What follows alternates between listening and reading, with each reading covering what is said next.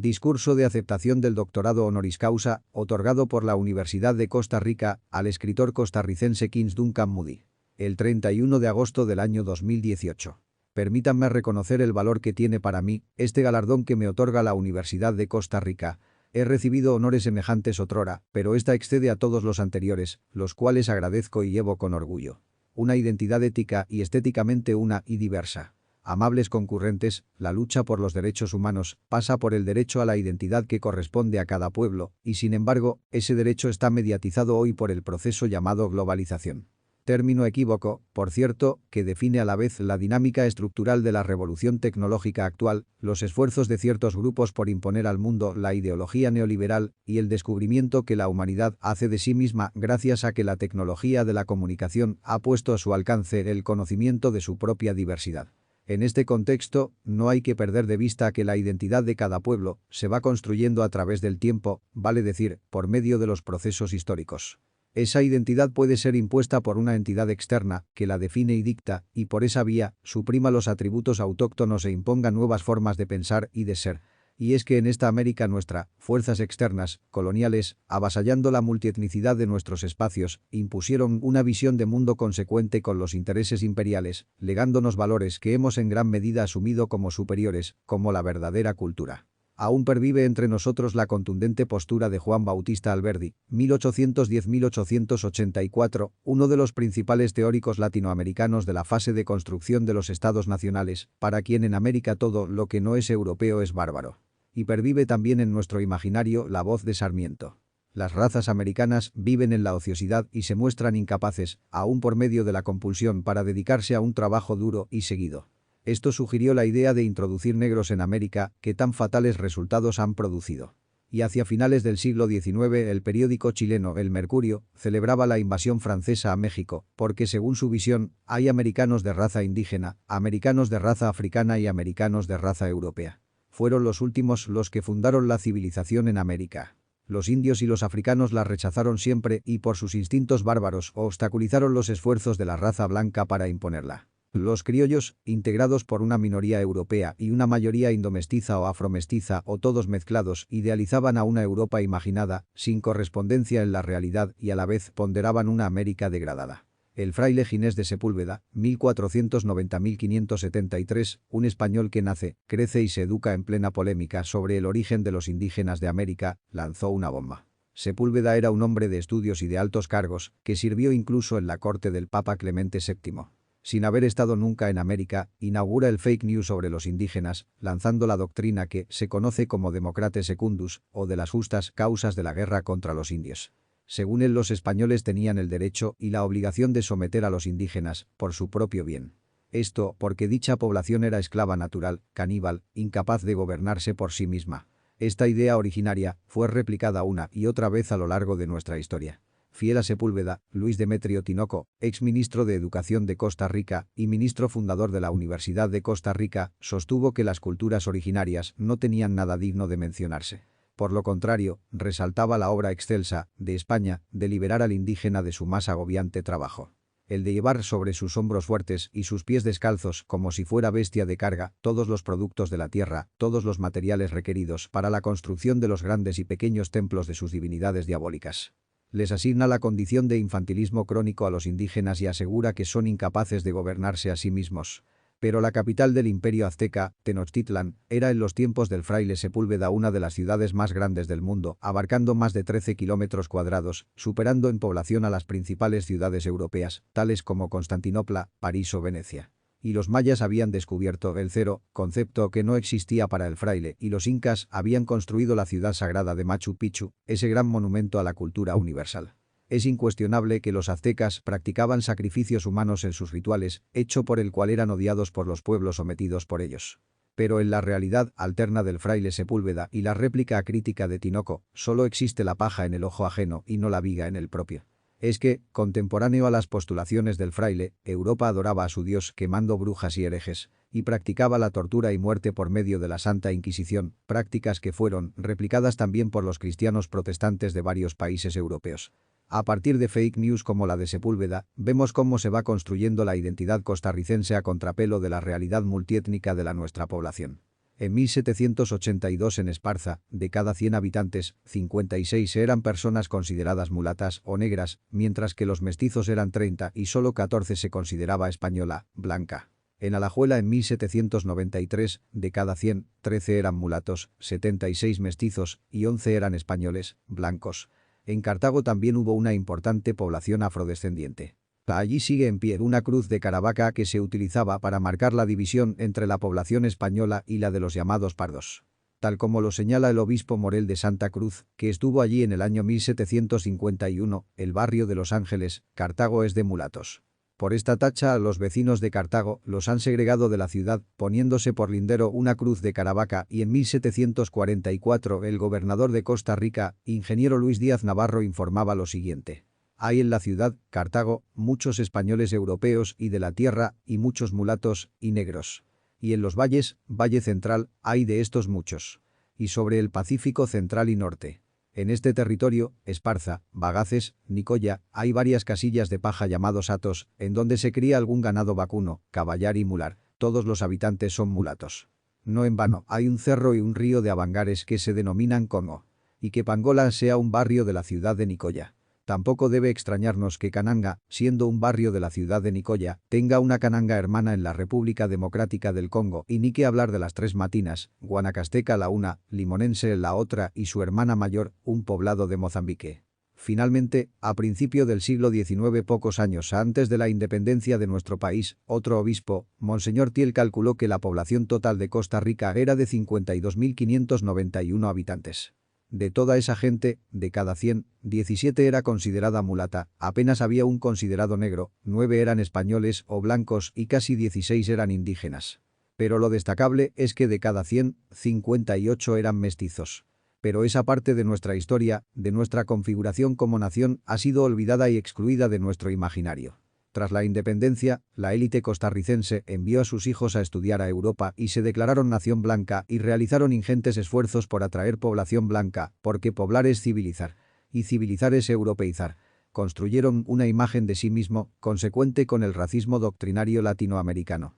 En esa línea, José Guerrero, director de la Oficina de Censos, resumía el pensamiento de los políticos e intelectuales de la época de la siguiente forma.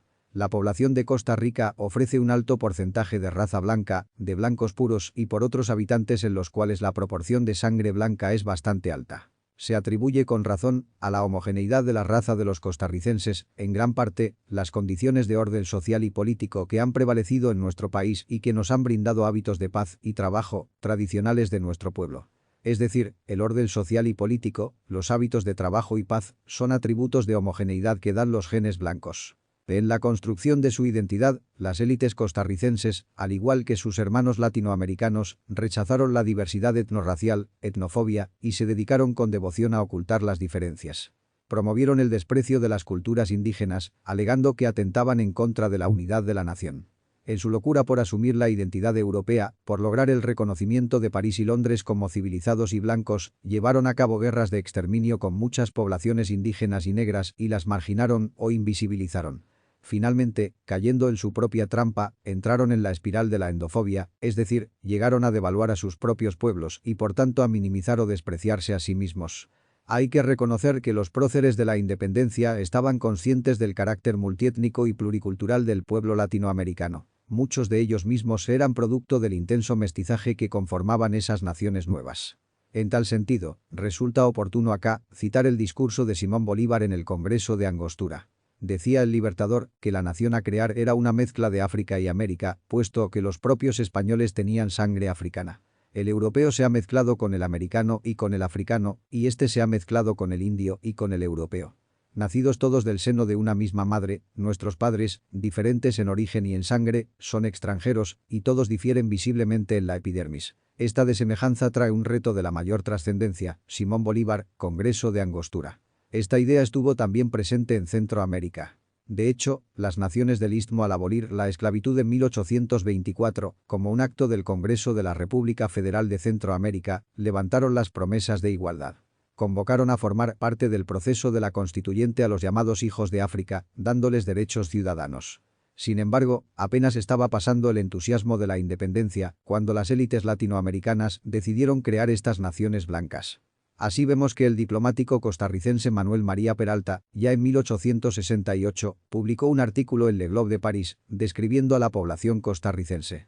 Según don Manuel María, la población costarricense era de unos 165.000, de estas personas, 141.000 eran blancas civilizadas, católicas, 7.000 personas mulatas católicas, 3,000 personas indígenas católicas semicivilizadas y 10.000 indígenas idólatras, salvajes. Según el diplomático, el 12% de la población era mulata. Entonces, luego de ser solo el 10%, la población blanca pasó a ser 80% en unos 70 años. O sea, hubo blanqueamiento por decreto. Vemos así que en Costa Rica como en el resto de América Latina, la propuesta de una nación cohesionada, sin esclavitud y sin castas, devino en un sueño irrealizable. De modo que bien pronto, la identidad impuesta por las potencias coloniales pasó a ser identidad asumida por los constructores de la Nueva América, absorbiendo al racismo doctrinario europeo de buena gana. Pasó a ser el pretexto perfecto para justificar la incapacidad de las élites de crear estados gobernables y prósperos. Pronto tendríamos a nuestros poetas latinoamericanos cantando loas a Francia, la madre patria que se inventaron. La voz poética de Ventura García Calderón se solazaba en su canto a París. A ejemplo de tus parques civilizados que obedecen a una oculta geometría, quiero mondar cada mañana el alma bárbara. La voz modernista por excelencia, la de Rubén Darío. Pregonaba que París todo lo recibe y todo lo embellece cual con el mágico influjo de un imperio secreto. Y el socialista y psiquiatra José Ingenieros afirmaba lapidariamente: los hombres de raza de color no deberán ser política y jurídicamente nuestros iguales. Son ineptos para el ejercicio de la capacidad civil y no deberían considerarse personas en el concepto jurídico. Las razas inferiores, 1906. La enajenación por la cultura europea, la negación de la cultura diversa, ha conducido en buena medida a rechazar lo propio. Y así, los latinoamericanos hemos construido los cánones de nuestra ética y de nuestra estética, como una copia a veces muy deficitaria de la Europa imaginada.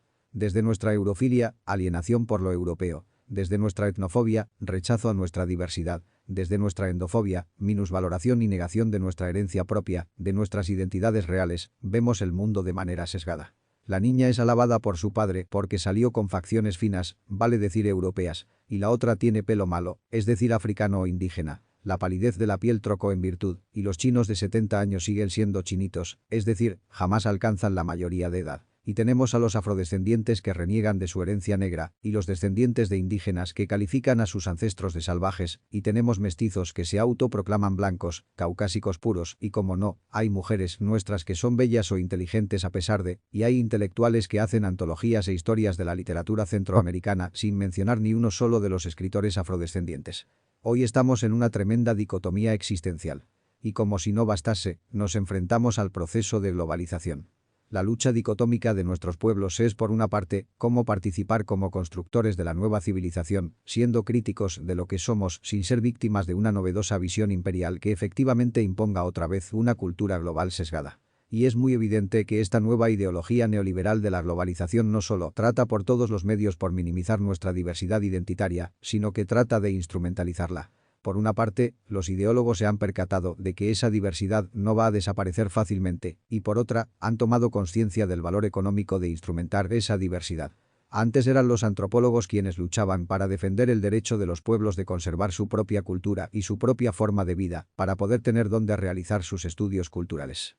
E igualmente los predicadores necesitaban esas reminiscencias de culturas ancestrales para tener donde evangelizar. Hoy en día, los empresarios adláteres de la globalización en su versión neoliberal, con las nuevas capacidades tecnológicas a su alcance, aprovechan esas culturas que resisten y esas culturas de las reminiscencias para apropiarse de su medicina, de sus saberes ancestrales y sí, de su arte para apuntalar sus empresas turísticas a cambio de migajas. Vienen y se meten a Talamanca, al lomo incluso de nuestras instituciones, y salen de allí con una planta y se van y descubren el principio activo de la planta y la patentizan y Talamanca es cada vez más pobre. Pero es innegable en nuestra multietnicidad y pluriculturalidad. Es decir, nuestra identidad es y debe entenderse como diversidad, una diversidad que es riqueza. En ese contexto, reivindicamos la posibilidad de una estética de la diversidad en la construcción de los nuevos paradigmas que surgen en el contexto de la globalización. ¿Será posible una ética y una estética plural, multiétnica que sea a la vez una y diversa? Porque tanto la ética como la estética son formas de manifestar el mundo a partir de la particular espiritualidad de cada grupo cultural y a partir de la identidad de cada quien.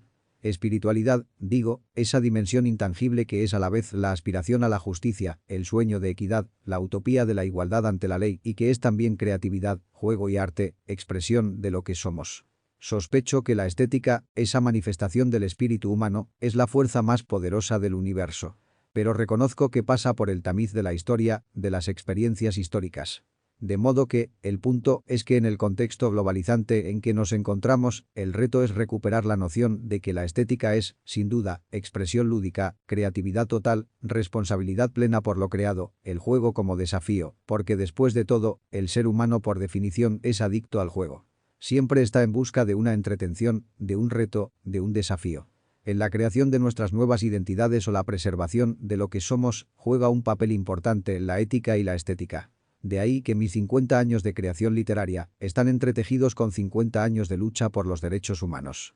Para mí es una única lucha. El derecho a construirnos nuestras identidades diversas implica la creación de una ética que reconozca la diversidad y una estética que lo acompaña. En el plano de la ética, postulo una escala de convivencia basada en 4 peldaños. La meta es la comprensión y el aprecio de la otredad. En esa escala, el primer paso es la tolerancia. Pero la tolerancia es limitada. El que tiene el poder tolera al débil. La adhesión a los derechos humanos implica implementar un nuevo paradigma que logre el siguiente peldaño, el del respeto mutuo entre los grupos diversos que componen el todo nacional y entre los ciudadanos que habitan el territorio. El respeto implica conceder al otro la misma dignidad que me concedo a mí mismo, reconociéndolo como mi par, así comparta o no su cultura o sus ideas. Pero más allá del respeto, visualizamos el peldaño superior. El de la comprensión mutua, vale decir, entender el porqué del otro, de la otra, de la otredad. Pero esa comprensión solo se puede lograr pasando por el peldaño del conocimiento. No es posible comprender aquello que no conocemos. Realmente es pura falacia eso de que sea posible amar lo desconocido. Amables escuchas, el arte en general y la literatura en particular es una de las más sublimes manifestaciones de la estética y, en mi caso, la estética se comprende como un instrumento de lucha. Algunos conciben el arte como objetos culturales para los museos o mercancía que se colecciona y guarda como una inversión. Y sé que también existe el escritor snob que trata de vendernos el cuento del arte por el arte, del arte sin mensaje. Pero la realidad es que la literatura contribuye a la creación del futuro. Julio Verne nos hizo ver submarinos y viajes a la luna cuando en el devenir histórico esto era una fantasía irrealizable y vimos los celulares en manos del capitán Kirk y de Spock cuando aún estábamos asimilando al fax como la punta de la tecnología de las comunicaciones. Yo prefiero creer que mi arte, mi literatura, es un instrumento eficaz para promover el cambio. Es que un texto puede ayudar a sistematizar las ideas de un grupo, dándole coherencia. Al decir de Noel Salomón. Los que leen un libro se estremecen de placer al hallar expresado en una lengua perfecta las ideas tan queridas que acariciaban el silencio. Y como no, el libro puede también ser una interpretación intuitiva o racional de fenómenos naturales, de hechos sociales, de experiencias emotivas, en tanto, como lo señala Lucien Goldman, permite a los miembros del grupo tomar conciencia de lo que pensaban, sentían o hacían, sin saber, objetivamente, su significación. Y en tal sentido, insisto, se conforma como uno de los elementos constitutivos de la conciencia colectiva y nos ayuda a esculpir nuestra propia identidad individual o colectiva.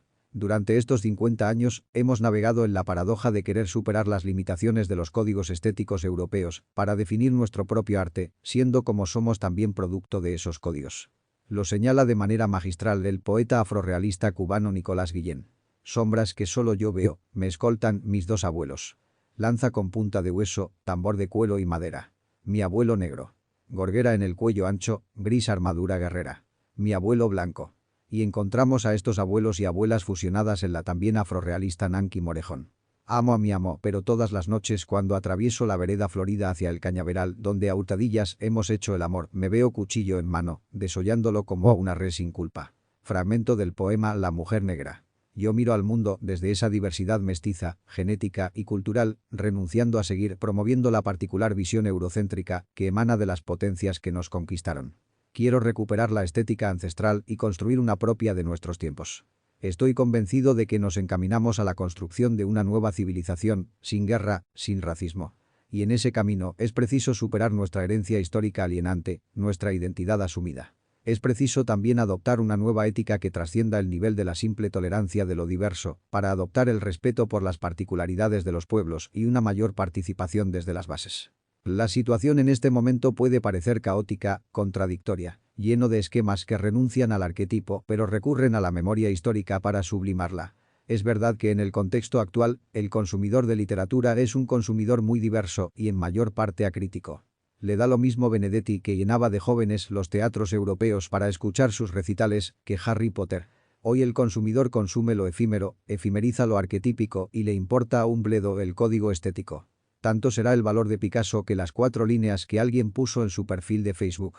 Estos mismos consumidores se convierten en formadores de opinión en las redes sociales, opinan y son escuchados al igual que el ministro y el presidente, el barrendero y el artista, el sabio y el idiota. Todos en un mismo nivel y, por cierto, con los mismos barbarismos ortográficos y campeones de los fake news. Hoy las escalas que se aplican no son de un valor, ni de 2 valores, sino múltiples y caóticos valores, donde las cosas son interesantes, por ser mutilación corporal, por sus rasgos sensacionalistas, por su capacidad de estremecer al consumidor.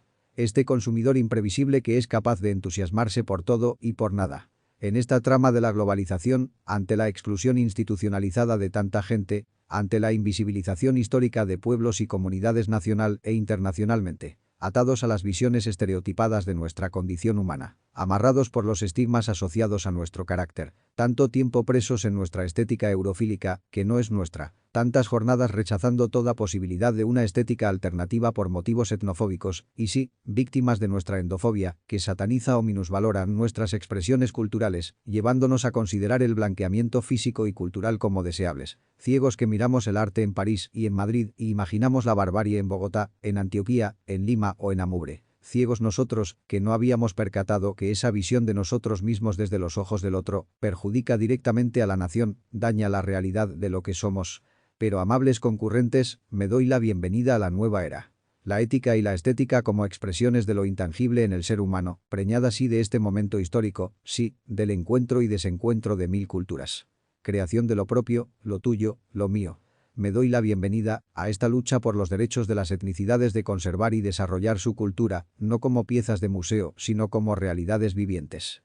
Me doy la bienvenida a esta lucha por insertarnos con sello de derechos humanos en la naciente civilización tecnológica, sin perder nuestras identidades heredadas y sin perder nuestro derecho a construirla en el siglo XXI. Un esquema ético que acabe de una buena vez con la exclusión, con la invisibilización, con la negación de nuestra raíz. Una ética que nos haga abandonar por siempre nuestras posturas eurofílicas, etnofóbicas, xenofóbicas y que nos lleve a la superación nuestra endofobia residual. Les doy la bienvenida a la construcción de una nueva estética que fomente el aprecio por la diversidad. Porque va siendo hora de eliminar la falsa idea de que la diversidad cultural atenta contra la unidad de la nación. Va siendo hora de reconocer las diversas manifestaciones de nuestras culturas no solo como nuestra, sino con el mismo valor que cualquier otra. La unidad de la nación debe superar la peregrina idea de una unidad fenotípica y una uniformidad cultural que no ha existido en nuestras naciones y no existirán jamás. La Universidad de Costa Rica, con acciones como la creación de la sede de Limón, la creación de la Cátedra de África y el Caribe, las investigaciones recientes, la serie documental Construyendo nuestra nación y, como no, el otorgamiento de este doctorado, evidentemente intenta echar una mirada fresca desde una ética y una estética que supere nuestra alienación histórica. Una visión nueva, que supera la del ministro fundador Tinoco. Una visión nueva que trascienda las ideas deterministas, la estupidez que nos hace pensar que hay culturas superiores e inferiores, lo cual lleva a los nacionales a aspirar a la apropiación de esa supuesta cultura superior, como la única forma de apropiarse de la condición de ser humano civilizado. Un nuevo paradigma que no etiquete a las lenguas autóctonas como dialectos, que no rotule a algunas personas como buenas solamente para el deporte, la danza y la cocina, pero no para las ciencias, que no los estigmatice como violentos, criminales o vagos y no los tome por discapacitados mentales porque estén aún en la ola preagrícola, que no postule que los niños negros rumian pensamientos más negros que su piel. Una construcción nueva. Una entidad construida sobre una nueva ética. Plasmado con una estética una y diversa. En el contexto de la globalización, porque no tenemos otro remedio. Pero una construcción nuestra, un nicho propio. A eso aspiramos, éticamente. Para eso luchamos, estéticamente. Señor rector, señores miembros del Consejo Universitario, me honra pues aceptar esta presea, cuyo enorme valor no solo reside en el hecho de ser el máximo galardón que otorga la universidad, sino que veo en ella un reconocimiento que confiere mi país a la lucha por nuestra utopía de construir una identidad ética y estéticamente una y diversa. Esta distinción viene además por medio de una de las universidades más prestigiosas del mundo. Le ruego entonces, señor rector, transmitir a la comunidad universitaria que es en estos términos que lo recibo. Y es en esos términos que me honra. Gracias. Dr. Kings Duncan, honoris causa. Universidad de Costa Rica.